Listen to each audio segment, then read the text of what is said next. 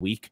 And then the fourth and fifth are going behind our paywall for a period of time at the Anfield Wrap. But the Mount's insight as to he grows, becomes a manager, the way he sees the game, the way in which he wants to get the best out of everyone he works with, the best out of the people around them. He wants this idea of there needs to be competition within the squad, but there needs to be security. He doesn't want 3 players for a position. He wants 2 players for the position. So he moves a player on and says he's a good player. And there's a story of a manager he's talking to. And he says, why do you want to get rid of this player? You keep telling me he's good. Why don't you use him? And the Jurgen says, because I have 3. If I had 2, it would be fine, but I have 3. And so I can't say that there's competition here. And I think Jurgen, there is this real essence that he wants the best for everyone. He wants the best for everyone he's around, and he wants to make them the best versions of themselves. And that's pure coaching. And that's what Jurgen's about. Neil, I must say, first and foremost, I absolutely loved the documentary on YouTube. I watched it, and I'm probably a little too young to remember Dortmund, almost going bankrupt. So it was kind of like me learning a little bit more and actually, hearing from other people how it impacted them, how they were, fearful for their job. So first and foremost, I want to say thank you. But since we're touching on how Jurgen Klopp has changed Liverpool, what is Liverpool's identity now? This is a team that just got beat by United 7-0, lost to Bournemouth 1-0, and then just lost to Real Madrid 1-0. What is that beat United? What is their real identity? Like, it's been kind of up and down. What do you see from this club as they stand now? I think this is the key question for the next phase of Jurgen Klopp. He's never had to do this before. So he does 7 years at Mainz and 7 years at Dortmund, and he's now done seven years at Liverpool. But Jurgen he signed his new deal. He's staying until 2026. And what he's now got to do is transition his football team in a way that I just don't think he's had to do in the past. And I think that's an interesting challenge. I think that sides obviously get used to ways in which you play, first and foremost. But also, secondly, players themselves can become a little bit stale. That is a thing that can happen in amongst all of that. And there's also, you yourself and how you see the game and how you see how you're going to interact with the game as a manager. And I don't think he's had to do this in any of his other jobs. I think he's done unbelievable jobs everywhere he's been, including Liverpool. But this is a new phase. And I think the key question for Liverpool is Liverpool are clearly in transition. That's clear. It's apparent. That happens to a lot of sides. Some sides manage to transition and stay at the top. Liverpool haven't succeeded in that last season. I think they were beginning the process the season before.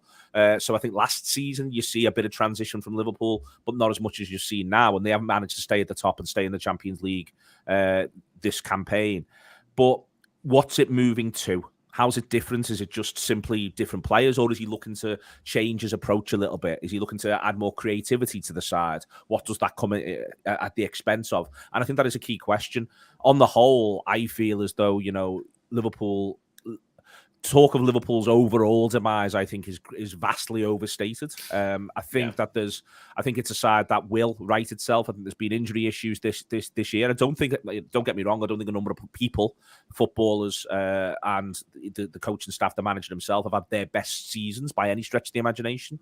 But I think that'll come back, and it'll come back strong. And I'm of the view that as long as they can find the way to a top 4 finish, Liverpool, then I feel as though they'll summer strongly and they'll come out the other side we'll be able to really see what the next phase of Jurgen Klopp's blueprint is. I'm absolutely certain he has a blueprint. I'm absolutely certain he has a way he wants this Liverpool team to play, and he knows which players he wants to keep and which ones he wants to move on. And I think we'll see that as well in the summer. And then I think we'll see Liverpool come again, but it is important to come top 4. Yes, and you know what? Speaking of top 4, Liverpool right now, plus 175. We had the odds up on the screen if you were watching live. I think that's worth the try. Honestly, I think it's worth the punt. Plus 175 to finish top 4 looks like a bet to me. The landscape of the Premier League standings is pretty locked at the top 3. No one's falling out of the top 3. However, that 4th spot is absolutely up for grabs. It absolutely is. And I'm trying. If I had fandom in the, I try to be neutral because I'm a sports bettor. You have to kind of, set aside fandom. But if I had a team and a coach that I especially cheer for, it is Liverpool and it is Jurgen Klopp. So I'm trying not to be biased here, but I do think they absolutely have a way in. I don't believe in Tottenham, and I think the only other team with enough quality that could realistically get into the top 4 is Chelsea, and they are too far back. So I would, I think Liverpool. I think they're going to do it. I think we've got a really good chance. There's a run of games coming the other side of the international break where Liverpool play Manchester City away, Chelsea away, and then Arsenal at home, which is going to be a tough run. But Liverpool this season, because they're being inconsistent, they've done well against a lot of the top sides, and then drop points away at Bournemouth, drop points away at Nottingham Forest. One of the things about aiming for top 4 is that ultimately you're coming up against sides who are flawed. and we're a flawed side ourselves. So I think the idea that you've got to win every match is not the case. And I think that I'm not expecting Tottenham to win every game. I don't feel it's not trying to battle with Manchester City at the top of the Premier League, where you feel as though any week where you do not win, you are in real trouble and you've really fallen back. I've got a level of confidence this Liverpool side can sort it out. The Bournemouth result was a real blow. I think if Liverpool had beaten Bournemouth, I can see the odds there. You know, I think that would be flipped between Tottenham and Liverpool. I think if Liverpool had beaten Bournemouth, I think that would be flipped. I think that that it'll be those results that you'll regret if Liverpool don't find their way into the top four. But I like our chances. I do like our chances, not least because I don't overly rate this Tottenham side either. So real quick, for sports bettors, you say, "Oh, it's a shame they lost to Bournemouth." I look at it as, thank goodness they did, because we can get this kind of price. We would not have a shot at plus 175. Well, wait until they play Man City and Chelsea then as well, the 2 away games. So maybe hang on and then make your move. Then great point. Timing your market entry is extremely important. However, I think they can get the better of Chelsea, so that's why I think it's worth firing now. That's it. I've got to ask you the key question on the mind of everyone who handicaps the EPL is Arsenal or Man City. This is really, really, really tough. We've had moments during the season where it looked like Man City, maybe they'll have a points penalty. Is this like a smash Arsenal? And then other times where it's like, wow, Arsenal looks primed to fade. Like, this is the perfect time to bet Man City. I have taken no action whatsoever in this market, and I cannot figure it out. How do you read the home stretch here for Arsenal, and can they hold off a Man City squad that is clearly the most talented, but has a deficit to make up? I think the key run for Arsenal is the run now into when they go to Manchester City. Manchester City beat them 3-1 at their place, and if they're within 3 points of Arsenal when that fixture comes back around at Manchester City's ground at the Etihad, then I think Manchester City win, and then I think they go on and win the title. So for me, that is your key question, the key marker at this stage of proceedings is, can Arsenal hold them at arm's length through that run? If they can, they've got Crystal Palace this weekend. I think they'll win that game. They've got Leeds at home. I think they'll win that game. They've got to come to Anfield on Sunday, the 9th of April. Then they've got to go to West Ham. They'll be fighting for their lives. And they're 2 games that I feel as though could become trappy for this Arsenal side. I think they've managed to shrug off a mini lull that they had a few weeks back, where you thought this could be going the wrong way for them. The 4-2 at Villa Park felt like a massive result. And coming back against Bournemouth, late winner, felt like a massive result. I always think in football, you can view these things in 2 ways. One is, oh my God, they're showing the strength of character of champions. The other one is they're getting themselves into this situation where they need to do this sort of thing. Yeah. And if you were asking me right now if I was going to get involved in this one, and I haven't got involved in it either, to be clear, but if I was going to get involved in this one, I will be getting involved on the Manchester City side.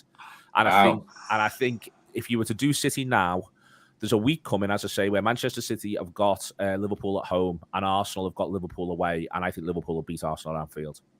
Liverpool's record this season at Anfield, they beat Manchester City, beat Manchester United 7-0. You can go through the side that played at the top of the pile this season. Liverpool have tended to win. They've only lost 1 game at home all season, and it was a late winner to Leeds United in a frustrating affair. So I think Liverpool will at very least take points off Arsenal, but I think we'll beat them. And then from allowing for injuries and things. So I think this is. I feel as though at the minute, the scales are ever so slightly tipped in Manchester City's favour.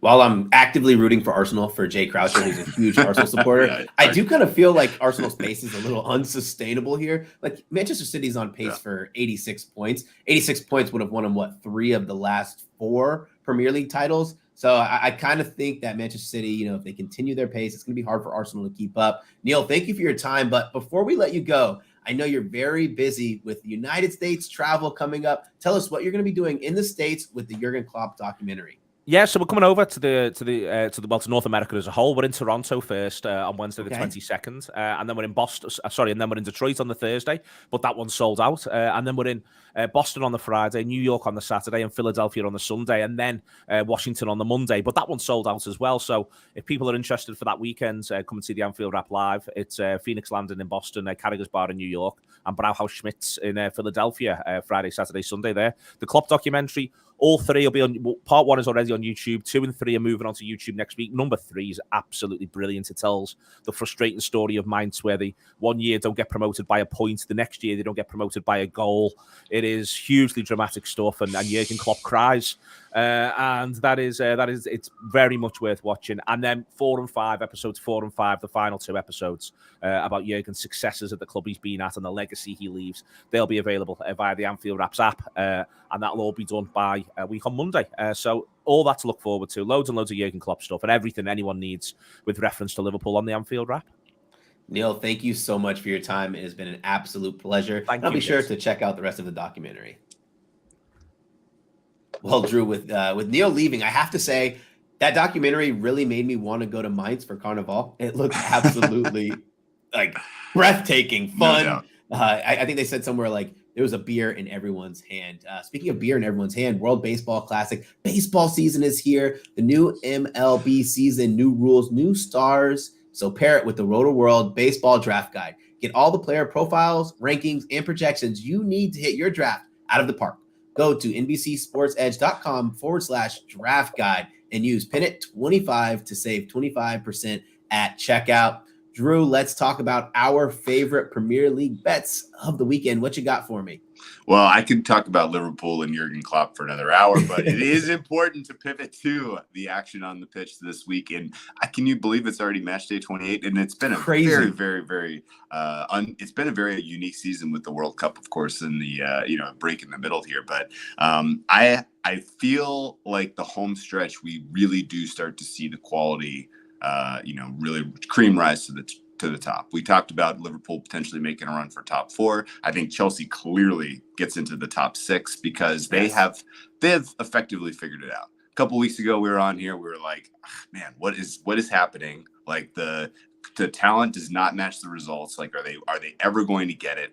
Well, they got it. They're taking on now they're taking on now an Everton team that I think is overrated by market because of a recent run of form that is entirely fueled by taking on teams that were in bad spots on the road. Now, The shoe is on the other foot. Everton is not a good away team whatsoever. And I think Chelsea can pull this one from, take this one wire to wire. I agree with the full, the market that Chelsea should be in the -240 range. But I do think that you have a value play in Chelsea first half, Chelsea full time. I think they can go, get a lead, hold off an Everton squad that really is just, if anything, this feels like an exhale here. They don't expect a result. Like, they've gotten themselves out of the bottom 3. And I think Chelsea just takes them to the woodshed. So Chelsea halftime, Chelsea full time, +115 is value for me. I think that should be in the pick'em range. The fact that we're getting it at +115 is a play. Yeah, I was going to be all over this Chelsea match in some facet. Team total -140, which is a little juicy, but if you take them -1.5, it's like +140. I like this look. I'm actually going to go with Brentford versus Leicester City. One thing we know about Brentford is they play tough at home. They score goals, but I don't want to take their team total. I don't want to pay that much juice. I'm going over 2.5 goals. This has a 54% hit rate at home for the Bees and a 68% hit rate away from Leicester City. People might want to complicate it. They might want to say both teams to score and over 2.5, but there is a realistic possibility that Brentford wins this match 3-0. The Bees are scoring 2.08 goals per home match, but still, I don't know if I trust them entirely defensively to take them on the goal line. They do have an XG of 1.78 at home, it's 1.95 on the road, which is still very high. Yeah, that's borderline elite. And I love this look. Love the look. Bees, Foxes. This looks like offense. Yeah, man. Hey, this was fun, Drew. It's always a great time when we're in the soccer pub. Guys, don't forget to check out NBCSportsEdge.com for more information to help you out with your wagers. Thanks to those of you watching on our NBC Sports YouTube channel. And if you're listening in podcast form, don't forget to rate and subscribe. And for Drew Dinsick, I'm Brad Thomas. Have a great and wonderful day.